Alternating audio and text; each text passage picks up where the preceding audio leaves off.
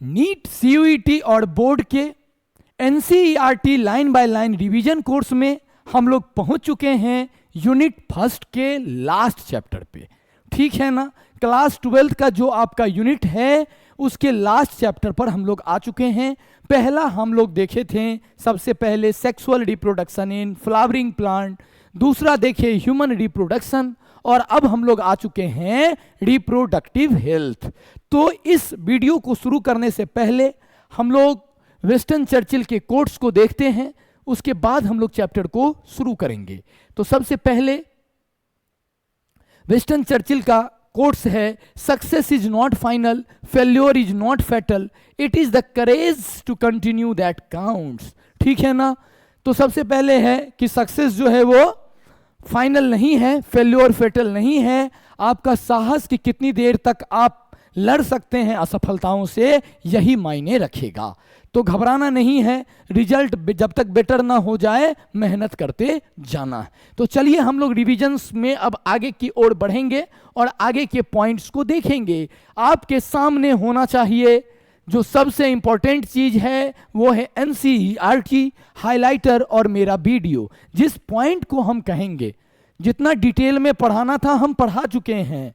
अब इस कोर्स में सिर्फ और सिर्फ एनसीईआरटी के इंपॉर्टेंट लाइंस को देखना है। तो आप रखिए एनसीईआरटी, हाइलाइटर, और करना है हमारे जिस पॉइंट को कहेंगे हाईलाइट करने, उस पॉइंट को करना है हाईलाइट। तो चलिए यहां पर सबसे पहले हम लोग WHO के अकॉर्डिंग जो है रिप्रोडक्टिव हेल्थ का डेफिनेशंस देखेंगे। तो क्या कह रहा है अकॉर्डिंग टू WHO, है ना, World Health Organization, reproductive health means a total well being in all aspects of reproduction. ठीक है ना, ऑल एस्पेक्ट्स ऑफ रिप्रोडक्शन कहने का मतलब है physical, emotional, behavioural and social. तो लगाइए इसको, अंडरलाइन कीजिए, physical, emotional, behavioural and social. ये चारों रिप्रोडक्शंस के एस्पेक्ट्स में अगर कोई ठीक है, हेल्दी है, तो भी हम उसको रिप्रोडक्टिव हेल्दी बोलेंगे। तो पॉइंट आप समझ गए, रिप्रोडक्टिव हेल्थ किसको बोलेंगे WHO के अकॉर्डिंग। तो इसको हाईलाइट रखिएगा। आगे बढ़ने के क्रम में हम लोग देखेंगे India was among the first countries in the world to initiate various action plan at national level towards attaining a reproductive healthy society. India पहला कंट्री है जो आपको इस तरह के प्रोग्राम को शुरू किया है, समझ रहे हैं, जिससे रिप्रोडक्टिव हेल्दी सोसाइटी का फॉर्मेशन किया जाएगा। तो चलिए हम लोग देखते हैं इस प्रोग्राम को क्या बोला गया है, इस प्रोग्राम के बारे में क्या क्या पॉइंट है हम लोगों को देखना। तो इस प्रोग्राम को बोला गया है फैमिली प्लानिंग, शुरू किया गया 1951 में, है ना, इसको याद रखना है। उसके बाद है improved programs covering wider reproduction related areas are currently in operation under the popular name RCH program. ठीक है ना, फैमिली प्लानिंग को ही बाद में और इसमें कुछ एरियाज को ऐड किया गया और इसी का नाम दिया गया reproductive and child health care program. ठीक है ना, इसको याद रखना है, कहीं किसी तरह का कोई कंफ्यूजन नहीं होना चाहिए।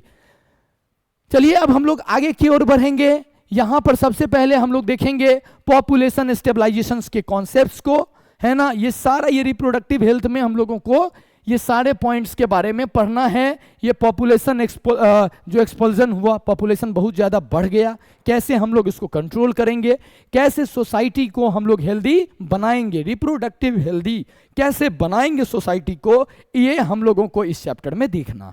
तो चलिए हम लोग पॉपुलेशन स्टेबलाइजेशन की बात करें तो सबसे पहले आप पॉपुलेशन को समझ लीजिए कि पहले कितना था और अब कितना हो गया। तो increased health facilities along with better living condition had an explosive impact on the growth of population. जैसे जैसे आपका साइंस एंड टेक्नोलॉजी डेवलप्ड किया, है ना, समझ रहे हैं ना, तो जैसे जैसे साइंस एंड टेक्नोलॉजी डेवलप किया, फैसिलिटीज भी बढ़ता गया और इसी फैसिलिटीज की वजह से पॉपुलेशंस का ग्रोथ भी हुआ है। ठीक है ना, नेक्स्ट पॉइंट लिखिए, the world population which was around 2 billion 2000 million in 1900, ठीक है ना, rocked to about 6 billion by 2000 and 7.2 billion in 2011. A similar trend was observed in India too. समझ में आ गया? अगर आप 1900 में वर्ल्ड का पॉपुलेशन देखिएगा तो 2 बिलियन था, और 2000 में 6 बिलियन, और 2011 में 7.2 बिलियन हो गया. अब इंडिया के ट्रेंड को भी हम लोग देखेंगे, ठीक है ना, और इसको समझने की कोशिश करेंगे.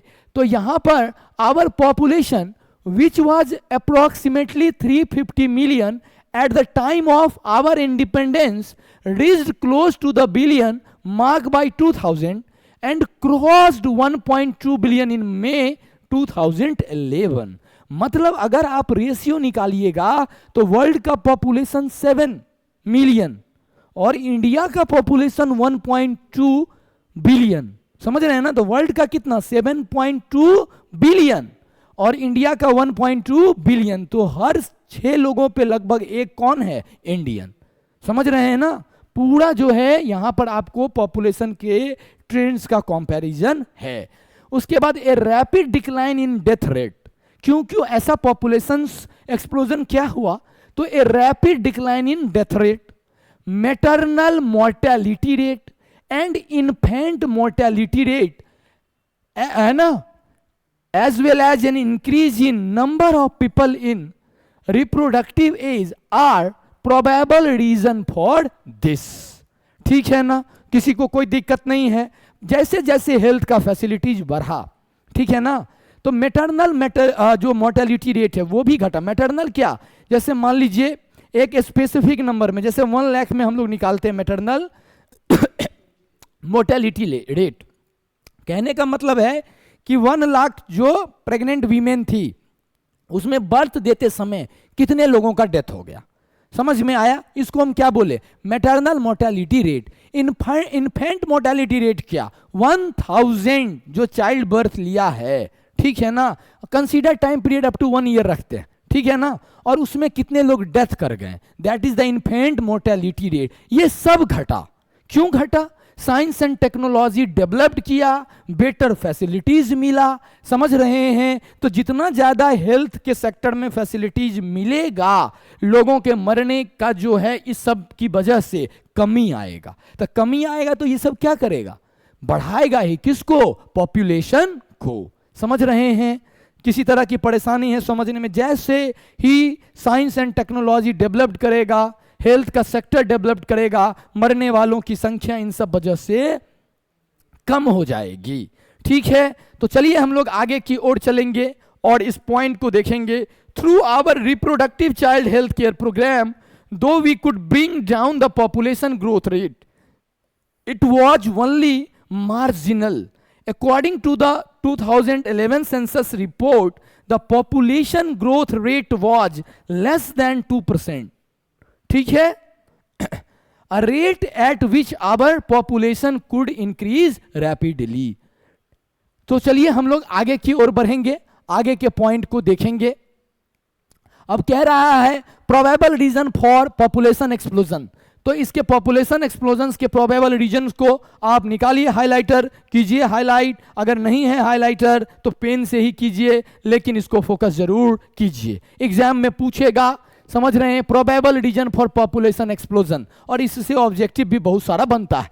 ए rapid decline in death rate, decline in MMR मतलब मैटरनल मोर्टेलिटी रेट, पहले ही समझा चुके हैं. Decline in IMR, infant mortality rate, और फोर्थ में an increase in number of people in reproducible age. ये सारा फैक्टर रिस्पॉन्सिबल है किसको बढ़ाने में? पॉपुलेशंस को बढ़ाने में. समझ रहे हैं ना? इतना बढ़ गया कि हमको टर्म यूज करना पड़ गया, पॉपुलेशन एक्सप्लोजन. समझ रहे हैं ना? एक्सप्लोजन किसको बोलते हैं? बड़ा सा ब्लास्ट. तो पॉपुलेशन बढ़ना तो यूज हम कर नहीं रहे हैं, क्या कर रहे हैं? पॉपुलेशन एक्सप्लोजन मतलब हाँ एकदम विस्फोट हो गया है. तो चलिए हम लोग आगे की ओर पढ़ेंगे. Increased IMR and decreased MMR is a population will results in decline in growth rate. ठीक है ना? तो increased IMR मतलब infant mortality rate and decrease maternal mortality rate in A population will result in decline in growth rate. ये NCERT exemplar का line है, इसको भी आपसे पूछ देगा, है कि नहीं, इसमें से कौन सा फैक्टर रिस्पॉन्सिबल है डिक्लाइन इन ग्रोथ रेट, है कि नहीं। तो याद रखिएगा, increased IMR and decreased MMR. चलिए उसके बाद, through our RCH program though we could bring down the population growth rate, it was only marginal। आगे बढ़ने के क्रम में हम लोग आगे की ओर बढ़ेंगे और चलिए नेक्स्ट पॉइंट को हम लोग देखेंगे। नेक्स्ट पॉइंट क्या कह रहा है, such an alarming growth rate could lead to an absolute scarcity of even the basic requirement food, shelter and clothing in spite of significant progress made in those areas। Therefore, the government was forced to take up serious measure to check the population growth rate। ठीक है ना। तो कह रहा है कि जितना ज्यादा पॉपुलेशन बढ़ेगा, बेसिक नीड के लिए भी लोगों को प्रॉब्लम होगा। समझ रहे हैं ना। तो कैसे इसको कंट्रोल किया जाए, इसके लिए कुछ गवर्नमेंट का क्या है, पॉलिसीज भी है। तो चलिए हम लोग आगे की ओर चलेंगे और आगे के पॉइंट्स को समझेंगे। कह रहा है, government of India advertise in the media as well as in poster showing happy couple with 2 children with a slogan हम दो हमारे दो बस। समझ रहे हैं कि नहीं। तो हम दो हमारे दो, वी टू आवर टू। समझ रहे हैं। अब इसको और भी कम करने के प्लानिंग में है। अब चाहता है कि एक पर ही लोग रुक जाए, क्योंकि पॉपुलेशन रेट तो मतलब पॉपुलेशन का जो ग्रोथ रेट है वो बढ़ता ही जा रहा है। ठीक है ना, ठीक है ना। तो गवर्नमेंट का है हम दो हमारे दो, ये लोग कर रहे हैं हम दो हमारे दो बस। समझ रहे हैं। चलिए आगे की ओर हम लोग चलेंगे और आगे के पॉइंट्स को देखेंगे। तो यहां पर नेक्स्ट पॉइंट है, many couples mostly the young urban working ones have been adopted an 1 child norm. और आगे हम लोग देखेंगे statutory raising of marriageable age of the female to 18 years and that of males to 21 years and incentive given to couple with small families are two of the other measure taken to tackle this problem। इस point को आप नहीं भी highlight कीजिएगा, कोई बात नहीं है, सिर्फ जो मैरिज का एज ग्रुप है उसको याद रखिएगा। आने वाला स्लाइड बहुत इंपॉर्टेंट है और हम लोगों को इससे हर साल क्वेश्चन पूछा गया। तो चलिए सबसे पहले हम लोगों को देखना है बर्थ कंट्रोल के मेथड को। The birth control method which deliberately prevent fertilization are refer to as contraceptive method. मतलब क्या है, मेल और फीमेल गैमिट के को मिलने से रोकना, और हम लोग इसको क्या बोले हैं, कॉन्ट्रासेप्टिव मेथड। समझ रहे हैं ना, क्या बोले, कॉन्ट्रासेप्टिव मेथड। यहां पर हम लोग देखेंगे कि अगर हम आइडियल कॉन्ट्रासेप्टिव की बात करें तो आइडियल कॉन्ट्रासेप्टिव किसको बोलेंगे। कॉन्ट्रासेप्टिव का मतलब समझ गए ना, है ना, क्या कि जो कपल चाइल्ड का फॉर्मेशन नहीं चाह रहा है लेकिन इंटरकोर्स कर रहा है। समझ रहे हैं ना। तो कुछ प्रिकॉशंस होगा, उसको लेकर के इंटरकोर्स में इन्वॉल्व होने से चाइल्ड का फॉर्मेशन नहीं होगा। तो जो मेथड यूज हो रहा है, समझ रहे हैं, उसको हम क्या बोलेंगे, कॉन्ट्रासेप्टिव मेथड। क्या बोलेंगे, कॉन्ट्रासेप्टिव मेथड। सेक्सुअल एक्टिविटी में इन्वॉल्व तो हो रहे हैं लेकिन चाइल्ड का फॉर्मेशन नहीं हो रहा है, तो हम उस मेथड को जो यूज करेंगे उसको क्या बोलेंगे, कॉन्ट्रासेप्टिव मेथड। तो किसको बोलेंगे, आइडियल कॉन्ट्रासेप्टिव। तो पहला है यूजर फ्रेंडली। यूजर फ्रेंडली पहला ही क्राइटेरिया है कि किसी तरह का परेशानी नहीं होना चाहिए जो इसको यूज कर रहे हैं। दूसरा है इजीली अवेलेबल, आसानी से आपको मिल जाए। समझ रहे हैं, आज यूज करना हो कॉन्ट्रासेप्टिव मेथड्स में से किसी एक को, जैसे आप नाम सुने होइएगा कॉन्डम, है कि नहीं, अगर यूज करना है यहां से आप 20 किलोमीटर आगे कहीं मिल रहा हो तो कौन जाएगा खरीदने के लिए। समझ, तो इजीली अवेलेबल होना चाहिए, अगल बगल कहीं मिल जाए। तीसरा है इफेक्टिव, और फोर्थ है रिवर्सिबल। आप इसको मतलब एक से ज्यादा बार भी यूज कर सके, और नो और लिस्ट साइड इफेक्ट, कोई दिक्कत है समझने में, साइड इफेक्ट तो नहीं होना चाहिए। Should not interfere with the sexual drive, desire और sexual act of the user, मतलब उसका जो डिजायर है इंटरकोर्स को लेकर के, उसमें ऐसा ना हो कि लगा लिए या यूज कर लिए तो उसमें कुछ चेंज आ जाए, ठीक है ना, इस सब को किसी तरह से वो छेड़छाड़ ना करे। तो इसको हम क्या बोलेंगे, आइडियल कॉन्ट्रासेप्टिव, आइडियल कॉन्ट्रासेप्टिव। पूछ देगा एग्जाम में, 3 स्टेटमेंट देगा इसमें से आइडियल का, एक नहीं देगा, पूछ देगा कि which among the following is not the characteristics of ideal contraceptive, तो याद रहेगा, तभी आप इसको क्या करेंगे, बना पाएंगे, ठीक है ना, इसको आप तभी अच्छे ढंग से सॉल्व कर पाएंगे। आगे आने वाला जो टर्म हम लोग यूज करेंगे कॉन्ट्रासेप्टिव में, वो और भी इंपॉर्टेंट हो जाएगा, क्वेश्चन उससे पूछा जाएगा। चलिए, तो हम लोगों को देखना है contraceptive methods are grouped into following categories. तो चलिए हम लोगों को देखना नेचुरल और traditional method, barrier method, IUD का मतलब है intra uterine device, oral contraceptive, implants, surgical या स्टेरिलाइजेशन मेथड। तो नेचुरल है, अब बाकी जितना है वो सब आर्टिफिशियल, समझ रहे हैं ना। पहला तो नेचुरल है, मतलब हमको उसमें किसी भी तरह का केमिकल या आर्टिफिशियल चीज को यूज नहीं करना, दैट इज दी नेचुरल। अब बाकी जितना भी मेथड देख रहे हैं इसमें सब में कुछ ना कुछ आर्टिफिशियल चीज का यूज होगा ही होगा, समझ में आ गया। तो चलिए हम लोग देखेंगे कि आखिर ये नेचुरल मेथड या traditional method, barrier method, IUD, oral contraceptive, implants, है ना, या इंजेक्टेबल्स, सर्जिकल या स्टेरिलाइजेशन क्या है, इस मेथड को हम लोगों को देखना। तो सबसे पहले हम लोग देखेंगे नेचुरल या ट्रेडिशनल मेथड, ठीक है। तो natural method work on the principle of avoiding chance of ovum and sperm meeting. आपको नेचुरली कुछ चीज का ध्यान रखना और स्पर्म और ओवम को मिलने से रोकना है। तो पहला इसमें क्या है, periodic abstinence. Periodic abstinence cycle से, मेंस्ट्रुअल साइकिल से रिलेटेड। जब पिछले वीडियो में हम आपको बता रहे थे मेंस्ट्रुअल साइकिल, तो आप जाकर के वहां डिटेल देख सकते हैं, ठीक है ना।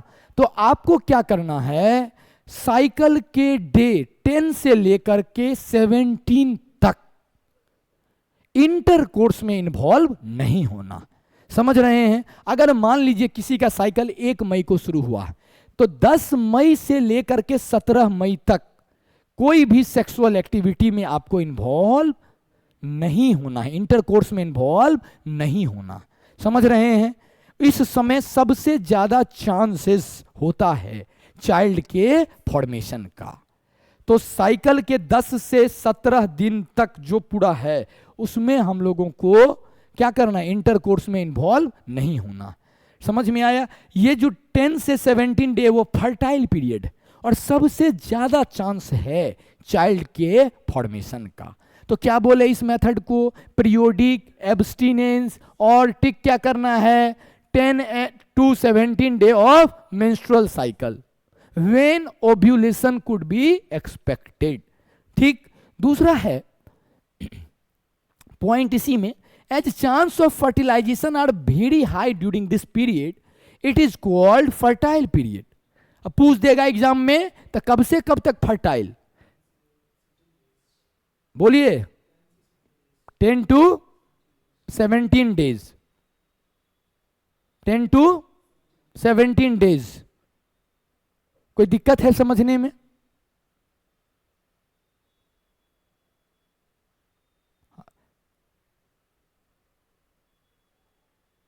इस पॉइंट को हम लोग देखे हैं, इस पॉइंट को हम लोग पूरी तरह से समझ चुके हैं।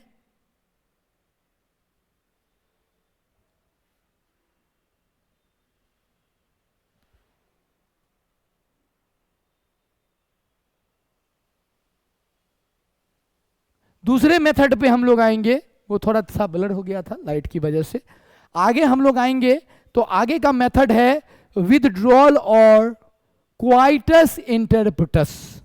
क्वाइटस इंटरप्टस क्या है? इंटरप्शन बोलना, किसी चीज में व्यवधान हो जाता है, ठीक है ना, तो हम क्या बोलते हैं? इंटरप्शन। तो यहां पर क्वाइटस, इंटरकोर्स को हम लोग क्या बोलते हैं? क्वाइटस। और इसमें कुछ क्या हुआ है?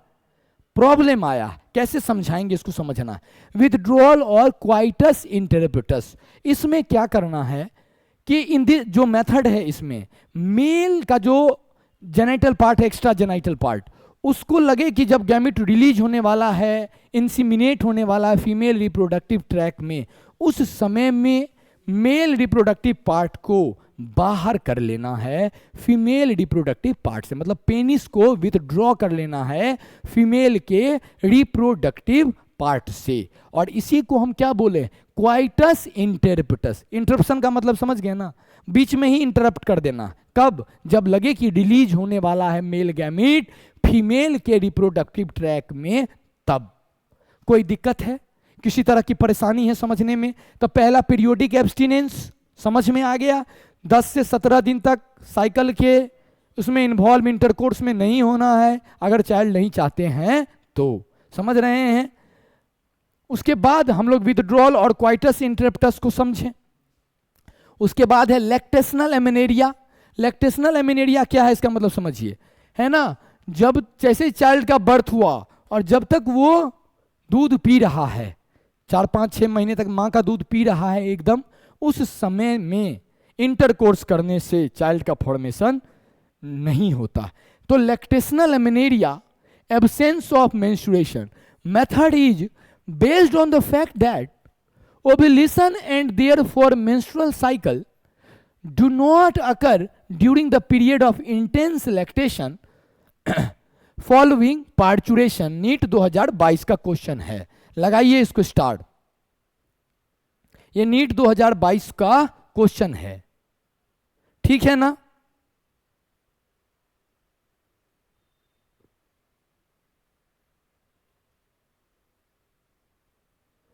कोई दिक्कत है? एक नीट 2013 में है, by abstaining from coitus from day 10 to 17 of menstrual cycle is one of the legal method of birth control. NEET 2017 में, सॉरी 13 में आपको आया हुआ। इस पॉइंट को भी हाईलाइट कर लीजिए, ठीक है? कोई दिक्कत है किसी को समझने में? हाँ, मतलब मोस्टली लोग इसको क्या कर रहे हैं? उसको यूज कर रहे हैं। चलिए, तो हम लोग इसको देखेंगे और इस पॉइंट को समझेंगे ऑप्शन के अकॉर्डिंग। इसको हम लोगों को ये करना। नेक्स्ट पॉइंट है, नेक्स्ट पॉइंट के डिटेल को हम लोग देखेंगे। क्या कह रहा है? Therefore as long as the mother breast feeds the child fully chance of conception are almost nil. उसके बाद कह रहा, however this method has been reported to be effective only up to a maximum period of 6 months following parturition। ठीक है ना? Parturition से लेकर के कब तक? 6 मंथ तक ही ये क्या है? सेफ पीरियड माना जाता है। एज नो मेडिसिन और devices are used in natural method, side effects are almost nil, but chances of failure of this method are also high. समझ रहे हैं ना? इसका चांसेस इस मेथड का फेल्योर होने का बहुत ज्यादा। कैसे ज्यादा है? पहला है पीरियोडिक एब्स्टिनेंस, डे 10 to 17। कौन इसको रात में नींद खुलेगा? कौन इसको काउंट करेगा? कौन सा डे चल रहा है, नहीं चल रहा है? तो यहीं पर ये फेल हो गया। दूसरा है क्वाइटस इंटरप्टस। ये सबसे डिफिकल्ट टाइम है कि जब एकदम आप पीक पर हो, उस समय मेल एक्सटर्नल पार्ट को फीमेल रिप्रोडक्टिव ट्रैक से निकाल पाना लगभग नामुमकिन है। और आगे की ओर हम लोग चलेंगे तो आगे है आपका जो है लैक्टेशनल एमेनेरिया। लैक्टेशनल एमेनेरिया अब कह रहा safe up to maximum 6 month. अब जरूरी नहीं, किसी का मान लीजिए 4 मंथ में भी खत्म हो सकता है, किसी का 5th मंथ में भी खत्म हो सकता है और फर्टिलाइजेशन हो जाएगा। समझ रहे हैं ना? तो ये मैक्सिमम सेफ तो है, लेकिन ये इंडिविजुअल टू इंडिविजुअल वेरी भी करता है। किसी का 4 महीने में भी फर्टिलाइजेशन हो सकता है ना? तो इस पॉइंट को हम लोग देखे हैं, इस पॉइंट को हम लोग पूरी तरह से समझ चुके हैं। तो ये सब जितना भी था आपका वो नेचुरल मेथड था। अब बैरियर मेथड पे हम लोग चलेंगे। कह रहा है in barrier methods ovum and sperms are prevented from physically meeting with the help of barrier. Intercourse में इन्वॉल्व होना है, लेकिन ऐसे कि मेल और फीमेल गैमीट कांटेक्ट में ना आए। ठीक है ना? तो देखिए कैसे होगा इसमें। यह है आपका barrier methods are available for both male and female. तो बैरियर कौन कौन? कॉन्डम है, डायाफ्राम है, सर्विकल कैप है, वॉल्ट्स है। ठीक है ना? तो ये सब मैकेनिकल बैरियर है, मैकेनिकल बैरियर है जो मेल गैमिट को फीमेल गैमिट के कांटेक्ट से आने से रोकेगा। स्ट्रक्चर अगर आप देखना चाहते हैं तो हम इसको दिखा देते हैं। ठीक है, देखिए ये है आपका, यहां पर डायाफ्राम है, वॉल्ट है, यही स्ट्रक्चर्स है।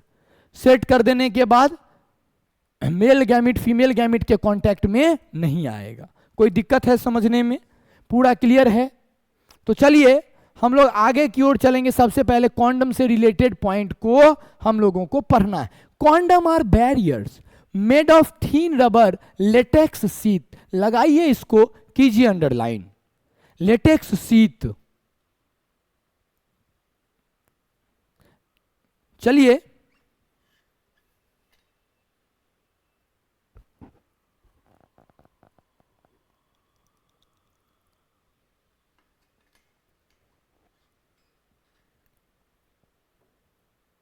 आगे बढ़ने के क्रम में, condoms are used to cover the penis in male or vagina and cervix in the female just before coitus, so that the ejaculated semen could not enter into the female reproductive tract.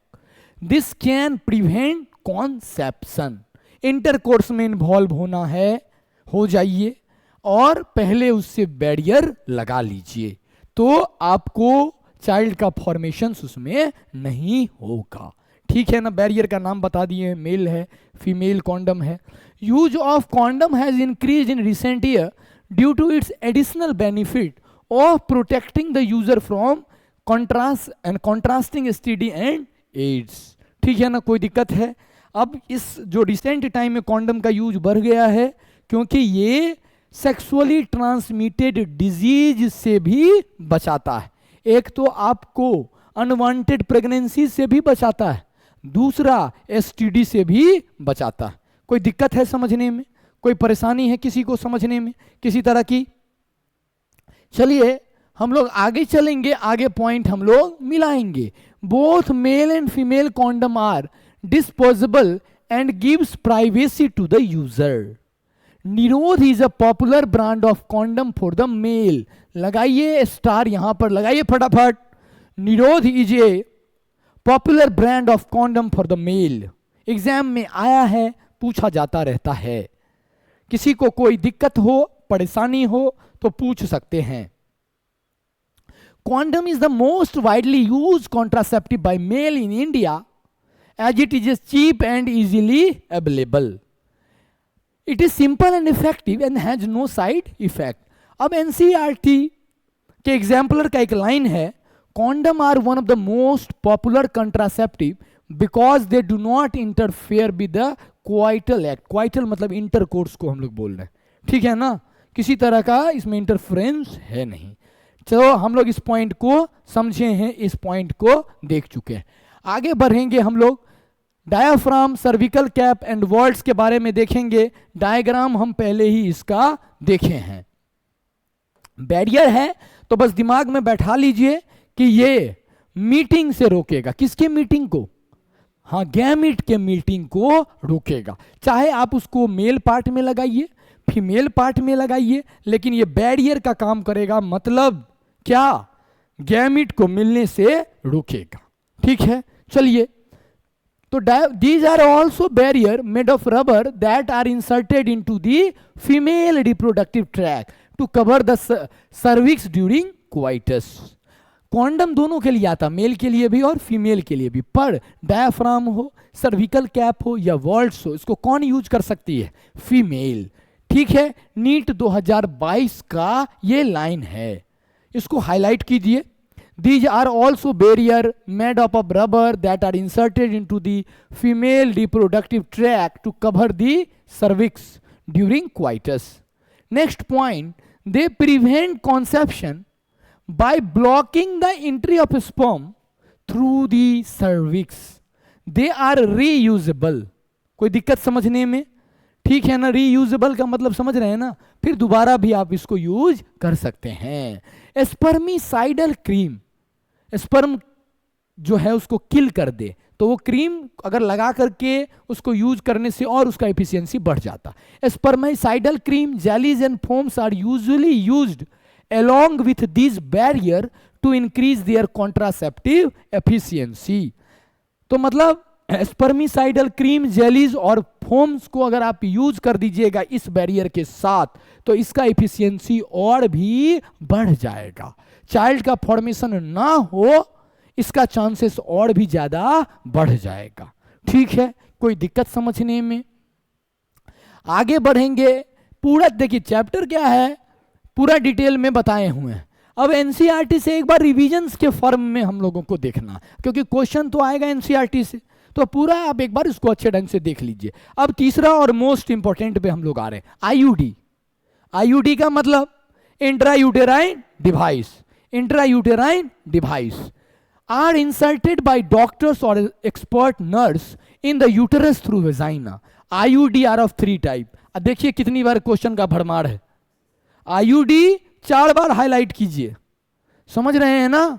तो इसमें आपको मिलेगा IUD का type, non medicated, copper releasing और hormone releasing IUD. Non medicated, copper releasing और hormone releasing. तो non medicated IUD Lippes loop, NEET 2022। ठीक।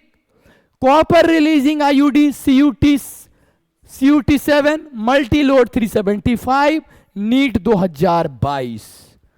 Hormone releasing IUD progestogens LNG20 AIPMT 2014, NEET 16-22। ठीक है। IUD increase phagocytes of sperm within the uterus. ये IUD क्या कर रहा? Phagocyte का मतलब समझते हैं ना, खा जाना। ठीक है ना? तो आईयूडी इंक्रीजेज फेगोसाइट्स, है ना, of sperm within the uterus. कोई दिक्कत? 2006 में, 16 में भी, 2022 में भी। इसको मेरे बच्चों हाईलाइट कर लीजिए, कहीं पर कोई दिक्कत नहीं होना चाहिए। चलिए आगे बढ़ने के क्रम में हम लोग देखेंगे कुछ पॉइंट, कॉपर रिलीजिंग का, हार्मोन रिलीजिंग का। ये क्वेश्चंस क्या किया जाता है? पूछा जाता है। तो चलिए यहां पर हम लोग पॉइंट बाय पॉइंट देखेंगे। कॉपर आयंस रिलीज्ड विच सप्रेस स्पर्म मोटिलिटी। मूवमेंट क्यों? क्योंकि उसको एम्पुला के पास जाना है, तो मोटिलिटी ही घटा देगा। कौन? Copper, copper ions. तो copper ions release which suppress sperm motility and the fertilizing capacity of sperm. लगाइए स्टार, 5-6 बार ये क्वेश्चन है, 6 बार क्वेश्चन है, पूरा एकदम स्टार लगाइए इस पर, पॉइंट को देखिए।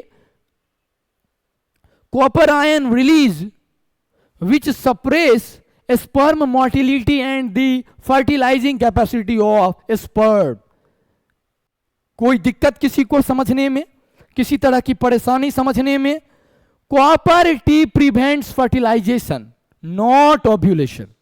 फर्टिलाइजेशन को रोकता है, ओवम को रिलीज होने से नहीं रोकता। ठीक है ना? यह भी स्टार है, क्वेश्चन आया है 2010 में। कोई दिक्कत किसी को समझने में? चलिए नेक्स्ट पॉइंट पे हम लोग चलेंगे।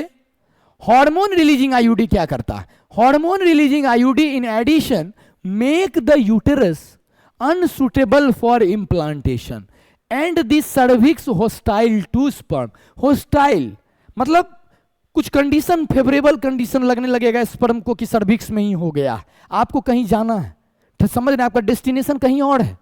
अब बीच में ही लोग आपका स्वागत सत्कार करने लग जाए, आपको लगने लग जाए नहीं, आप कहाँ वहीं उलझ जाइएगा, मंजिल तक पहुंच पाइएगा नहीं। स्पर्म का मंजिल कहाँ? एम्पुला। तभी ना फटे, बीच में ही इसको लगने लग जाता कि हमारा स्वागत सत्कार हो रहा है सर्विक्स में, और वहीं पर ही घुलट मुलट के रह जाता। समझे कि नहीं? तब तो फाइनल डेस्टिनेशन तक पहुंचेगा वही जो बीच में रुकेगा नहीं। बीच में प्रलोभन से जो रुक गया वो फर्टिलाइज नहीं करेगा। चलिए, IUD are ideal contraceptive for the female who want to delay pregnancy और स्पेस चिल्ड्रेन। एग्जाम में आया था आइडियल कॉन्ट्रासेप्टिव फॉर फीमेल कौन? IUD। IUD is the one of the most widely accepted method of contraceptions in India, और ये 2011 का question है। कोई दिक्कत है किसी को समझने में?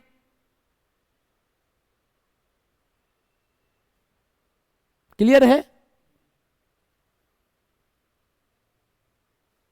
आगे बढ़ेंगे। आगे के पॉइंट को हम लोग एक एक करके देखेंगे, और आगे का पॉइंट ओरल कॉन्ट्रासेप्टिव के बारे में देखना है। ठीक है, तो चलिए हम लोग ओरल कॉन्ट्रासेप्टिव के बारे में देखते हैं। ये सब किस में आ रहा है? आर्टिफिशियल मेथड में। ओरल कॉन्ट्रासेप्टिव, तो ओरल कॉन्ट्रासेप्टिव हम लोगों को देखना है। तो यहां कह रहा है oral administration of small doses of either progestogen और progesterone estrogen combination is another contraceptive method use by female. कोई दिक्कत है किसी को समझने में? ठीक है। उसके बाद they are used in the form of tablet and hence are popularly called the pills. ठीक है। Pills have to be taken daily for a period of 21 days, starting preferably within the first 5 days of menstrual cycle. लगातार लेना है। कब तक? 21 दिन तक। जो जैसे ब्लीडिंग शुरू हुआ तो उसके 1 to 5 days में जो सा डे आपको सुटेबल लगे वहां से शुरू कीजिए। 21 दिन तक लगातार खाइए, फिर 1 सप्ताह का ब्रेक लीजिए, और फिर उसको इसी साइकिल को रिपीट कीजिए। तब ब्लीडिंग के जो ब्लीडिंग फेज है 1 to 5 days, उसमें जिस दिन में आप कंफर्टेबल हैं उस 5 दिन के अंदर में शुरू कीजिए। 21 दिन तक लगातार खाइए, और क्या करना है?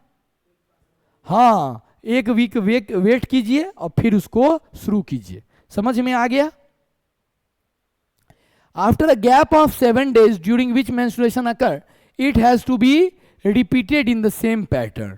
कोई दिक्कत है समझने में? क्लियर है? आगे हम लोग बढ़ेंगे। आगे कह रहा है oral contraceptive pills inhibit ovulation. Oral contraceptive pill inhibit ovulation, ये इंपॉर्टेंट पॉइंट आ गया। IUD फर्टिलाइजेशन को रोक रहा था, ओव्यूलेशन को नहीं। इधर क्या है? Oral contraceptive inhibit ovulation. 2009 में क्वेश्चन पूछा है। And implantation as well as alter the quality of cervical mucus to prevent retard entry of sperm. 2-3 point हो गया इसकी वजह से। पहला क्या? ओव्यूलेशन रोका। दूसरा है इम्प्लांटेशन को भी रोका। तीसरा है क्वालिटी ऑफ सर्विकल म्यूकस को क्या किया है? अल्टर कर दिया। समझ में आ गया? कोई दिक्कत नहीं होना चाहिए। नेक्स्ट है pills are very effective with the lesser side effect, है ना, and well accepted by the female. Intensely lactating mothers do not generally conceive due to suppression of gonadotropin. ये NCERT एग्जाम्पलर का भी क्वेश्चन है। तो कि lactation period में female क्यों नहीं प्रेग्नेंट होती है? क्यों? क्योंकि intensely lactating mothers do not generally conceive due to the suppression of gonadotropin. Gonadotropin जो है उस समय में कौन जो है ना, जो LHFSH है, ये सब का सिक्रीशन बहुत कम रहता है। ठीक है, कोई दिक्कत है समझने में? आगे बढ़ेंगे। आगे है आपका सहेली। सहेली अभी ओरल कॉन्ट्रासेप्टिव में ही चल रहे हैं, इसको भी स्टार लगाइए। सहेली से क्वेश्चन पूछा गया। It is a new oral contraceptive pill for the female. ठीक है। केरला में 2009 में आया था। पहले सब स्टेट का मेडिकल एग्जाम अलग अलग होता था। It contain a non steroidal preparation. Non steroidal preparation. Proteinaceous nature होता है, समझ रहे हैं ना, और अलग अलग नेचर होता है। इसमें क्या कह रहा है, it contains a non steroidal preparation, steroidal preparation नहीं, कैसा, non steroidal. Saheli is once a week pill, हाँ वंस ए मंथ नहीं, वंस अ वीक, एक वीक में एक बार। It has a very few side effect and high contraceptive value. Saheli was developed by scientist at CDRI, central drug research institute, कहाँ है, लखनऊ में। The contraceptive Saheli block estrogen receptors in the uterus, oestrogen receptors को क्या करता है, block कर देता है, preventing egg from getting implanted, और इसकी वजह से क्या होगा, इम्प्लांटेशन नहीं होगा। ठीक है, कोई दिक्कत है समझने में? नीट 2018 का क्वेश्चन है, लगाइए इसको, हाईलाइट कीजिए, हाईलाइट कीजिए। हट गए हैं, आपको हाईलाइट का टाइम दे दिए हैं, कुछ दिक्कत हो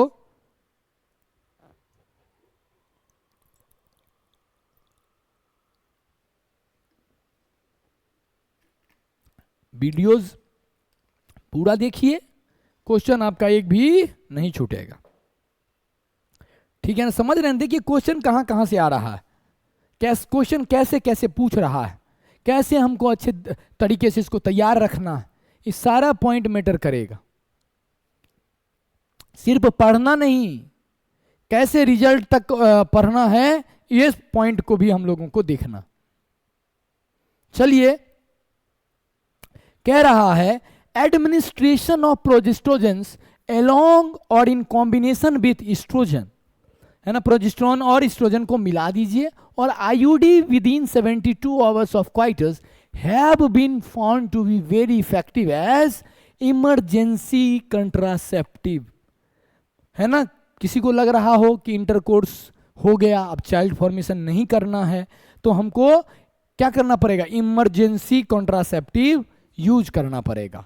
ठीक है ना, तो यहां पर as they could be use to avoid possible pregnancy due to rape और कैजुअल अनप्रोटेक्टेड इंटरकोर्स। ठीक है, pills, emergency contraceptive and lactational amenorrhoea involve a role of hormone. ये तीनों का क्वेश्चन मिला के नीट 2019 में आया है ना, pills, emergency contraceptive and lactational amenorrhoea involve a role of hormone, a role of hormone. Clear?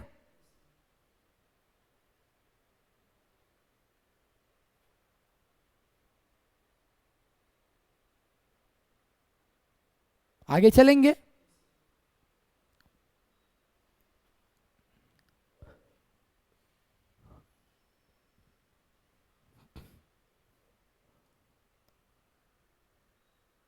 Injectable implants, इसको भी समझिएगा, ये भी इंपॉर्टेंट मेथड है। इंजेक्टेबल इम्प्लांट्स के बारे में, प्रोजेस्ट्रोजेंस अलोंग और with combination of estrogen and progesterone also be used by female as injection और इम्प्लांट्स अंडर द स्किन। एक ऐसा वाला एनसीईआरटी में डायग्राम दिया होगा, पंखा की तरह दिया है ना, ऐसा दिया होगा। इसको भी अगर स्किन के अंदर में इम्प्लांट कर लेता है, समझ रहे हैं, केमिकल रिलीज करता रहेगा और क्या करेगा ये, हाँ, तो है ना, लिखिए इसको, स्टार लगा लीजिए। Their mode of action is similar to that of pills and their effective periods are much longer. आगे के पॉइंट को देखेंगे।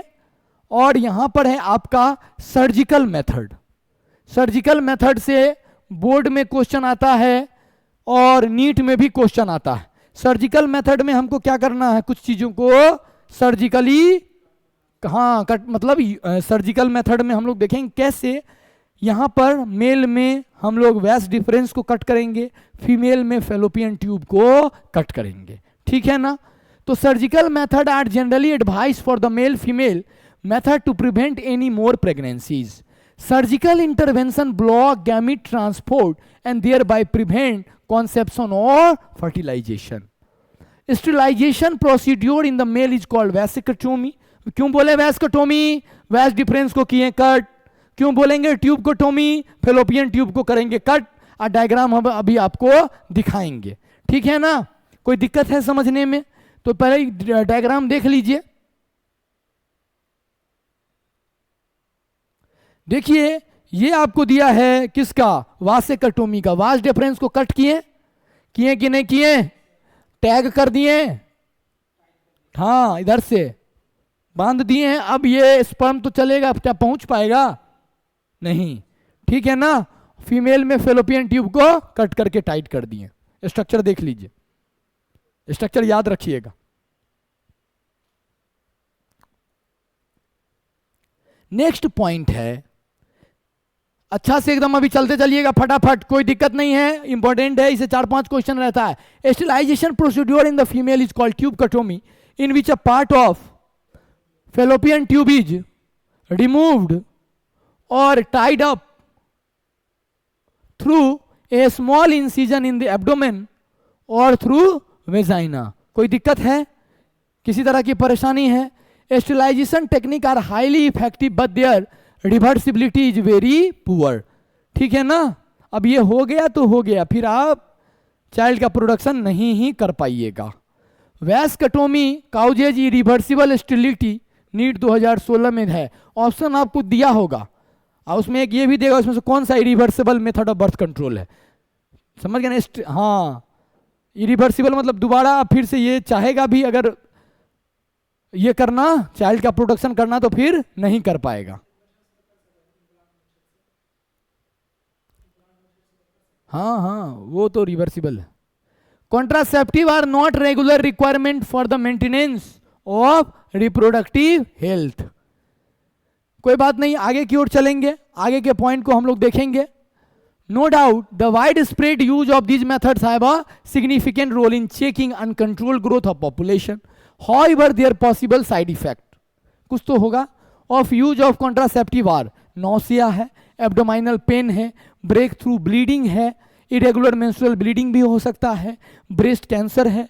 These ill effects are not very significant but should not be totally ignored. मतलब ये बहुत कम chances है कि ये सब हो, लेकिन आप कंप्लीटली इग्नोर इसके साइड इफेक्ट को नहीं कर सकते हैं. समझ रहे हैं? आगे बढ़ने के क्रम में हम लोग देखेंगे sterilization technique are generally foolproof method of contraceptions with least side effect. Yet this is last option for the couple because क्यों? It is a surgical procedure, it is almost irreversible. समझ रहे हैं ना? मतलब ये दोबारा आप चाहिएगा भी चाइल्ड, मतलब चाइल्ड का फॉर्मेशन करना, तो नहीं तो इरिवर्सिबल कर लीजिएगा. सही यहाँ typing, irreversible of lack of sufficient facilities in many parts of the country.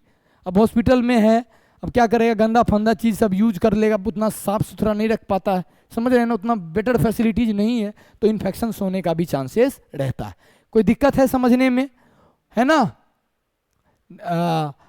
कोई दिक्कत है? और एक इसका मिसकॉन्सेप्शन है कि ये सेक्सुअल डिजायर को और सेक्सुअल अर्ग को कम कर देता है. ऐसा है नहीं, सेक्सुअल अर्ग उतना ही रहेगा, सेक्सुअल डिजायर वैसा ही रहेगा, सेम. आगे बढ़ेंगे, एमटीपी को हम लोग पढ़ेंगे, मेडिकल टर्मिनेशन ऑफ प्रेगनेंसी, जिसको हम लोग एबॉर्शन भी बोलते हैं. ठीक है ना? Medical termination of pregnancy. तो आप जो है, जो बच्चे का फॉर्मेशन ये हो गया है, समझ रहे हैं, फर्टिलाइजेशन हो गया, लेकिन आप चाह नहीं रहे हैं कि ये चाइल्ड का फुल डेवलप हो, तो इंटेंशनली आप उसको रिमूव कर दीजिए. कारण कुछ भी हो, इंटेंशनली अगर आप रिमूव कर रहे हैं तो इस प्रोसेस को हम क्या बोलते हैं? एबॉर्शन. तो एबॉर्शन लीगल नहीं है. किस किस सिचुएशन में कर सकते हैं इसको भी हम लोग देखेंगे, और कब तक करना ये सेफ है इस टाइम को भी देखेंगे. इंटेंशनल और voluntary termination of pregnancy before full term is called MTP और induced abortion. Nearly 45 to 50 million MTP are performed in a year all over the world, which counts to 1/5 of the total number of conceived pregnancy in a year. मतलब एक साल में मान लीजिए पूरे world में जितना प्रेगनेंसी का फॉर्मेशन होता है, समझ रहे हैं, उसका 1/5 एबोर्ट करवा दिया जाता है, उसका एबोर्शन हो जाता है। ठीक है, MTP has a significant role in decreasing the population though it is not meant for this purpose. ठीक है ना, तो एमटीपी से का यूज हम लोग नहीं कर सकते हैं क्योंकि ये बैन है, बैन। ठीक है, government of India legalised MTP in 1971 with some strict condition to avoid its misuse.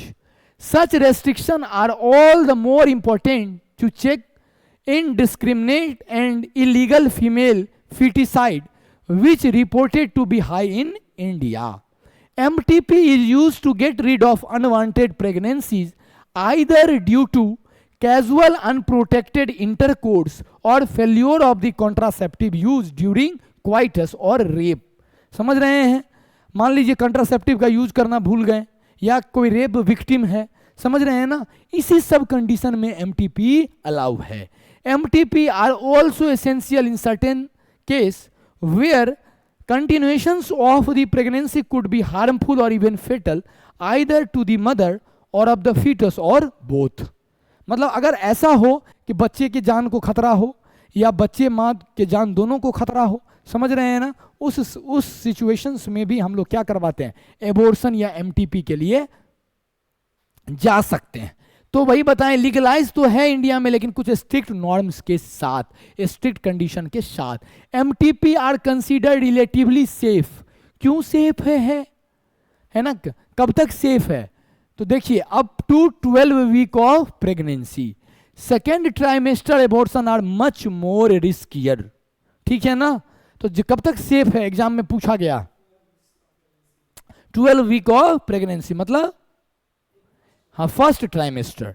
Another dangerous trend is the misuse of amniocentesis to determine the sex of unborn child. ठीक है ना, इन एमनियोसिंटेसिस, एमनियोसिंटेसिस में क्या करते हैं, एमनियोटिक फ्लूइड एम्ब्रायो से निकालते हैं, उसके क्रोमोजोम पैटर्न को स्टडी करते हैं, XX XY कैसा है, और फिर पता चल जाता है कि मेल ये फीमेल है। लेकिन ये इसके लिए है नहीं, इससे हम लोग सेक्सुअल मतलब इसमें हम लोग जेनेटिकल डिसऑर्डर को पता करने के लिए यूज करते हैं। ठीक है ना, लेकिन हम लोग एमनियोसेंटेसिस से सेक्स भी डिटरमाइन कर सकते हैं। कोई दिक्कत है? नेक्स्ट पॉइंट लिखिए, स्टार लगाइए, और अभी आ गए हैं हम लोग फुल स्टार पॉइंट पर। Amniocentesis can not be used for detection of cleft palate. ठीक है, amniocentesis is usually done when a women is between 14 to 16 week pregnant. Amniocentesis is a foetal sex determination test based on the क्या, chromosomal pattern in the amniotic fluid surrounding the developing embryo. उसके बाद है statutory ban on amniocentesis for sex determination to legally check increasing female foeticide, massive child immunisation. ठीक है, next आगे की ओर हम लोग चलेंगे और आगे के पॉइंट को देखेंगे, बहुत इंपॉर्टेंट है। The medical termination of pregnancy amendment act 2070 was enacted by the government of India with the intention of reducing the incidence of illegal abortion and consequent maternal mortality and morbidity. According to this act, a pregnancy may be terminated on certain considered ground within the first 12 weeks of pregnancy on the opinion of one registered medical practitioner. If the pregnancy has lasted more than 12 weeks but fewer than 24 weeks, two registered medical practitioners must be of the opinion formed in good faith that is required ground exist. ठीक है ना, आप अगर मान लीजिए 12 week के बाद भी एबॉर्शंस है, करवाना है, ऐसे भी एबॉर्शंस अगर करवाना है तो आपको प्रैक्टिशनर्स के एडवाइस की जरूरत है। बिना प्रैक्टिशनर्स के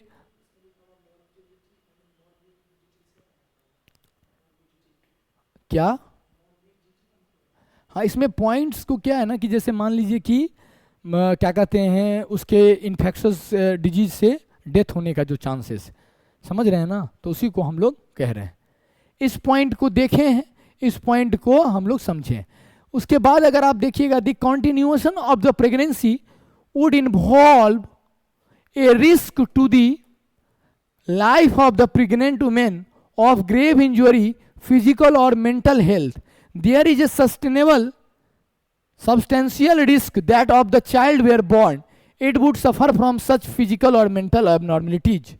ठीक है, चलिए आगे की ओर हम लोग चलेंगे। अब आ चुके हैं STD के बारे में। किसके बारे में? STD। हाँ, STI भी लिखा रहता, सेक्सुअली ट्रांसमिटेड इन्फेक्शन। STD भी लिखा रहता, सेक्सुअली ट्रांसमिटेड डिजीज। डिजीज और infection which are transmitted through sexual intercourse, intercourse का स्पेलिंग सही कीजिएगा, कॉल्ड सेक्सुअली ट्रांसमिटेड इन्फेक्शन और वेनरल डिजीज और RTI, reproductive tract infection. Same नाम है, सेम। ठीक है ना? Example of STI, HIV, hepatitis B, genital herpes, chlamydiasis, gonorrhoea, genital warts, syphilis, trichomoniasis, ये सब है, सब STI। Genital wart is a STI which is caused by HPV, human papilloma virus. Star लगा लीजिए, नीट में क्वेश्चन है। Gonorrhoea is caused by Neisseria gonorrhoeae, लिखवाए हुए हैं। Among these HIV infection is most dangerous। ठीक है, next, hepatitis B and HIV can be transmitted by sharing of injection with infected person, transfusion of blood, है ना, from an infected mother to the foetus too. कैसे कैसे, है ना, hepatitis B और HIV transmit हो सकता है। स्टार लगाइए। कोई दिक्कत है?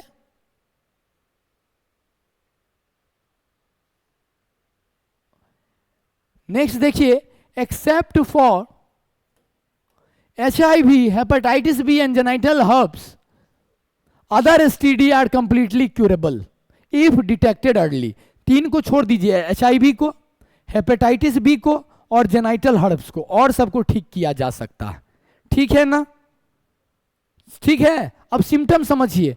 Early symptom of most STI are minor and including itching, fluid discharge, slight pain, swelling in the genital region. Ebola virus is transferred through semen of an infected male, but chikungunya virus is not transferred through the semen of an infected male. Star लगाइए 2015 में। Ebola virus तो transfer हो सकता है, लेकिन chikungunya virus नहीं हो सकता। ठीक है, नेक्स्ट है, इन्फेक्टेड फीमेल में ऑफन एसिम्प्टोमेटिक एंड हेंस में रिमेन अनडिटेक्टेड फॉर लॉन्ग। बहुत दिन तक तो इसके लक्षण ही नहीं पता चलता। समझ रहे हैं ना कि क्या हो रहा है? कोई दिक्कत है समझने में? किसी तरह का परेशानी है समझने में?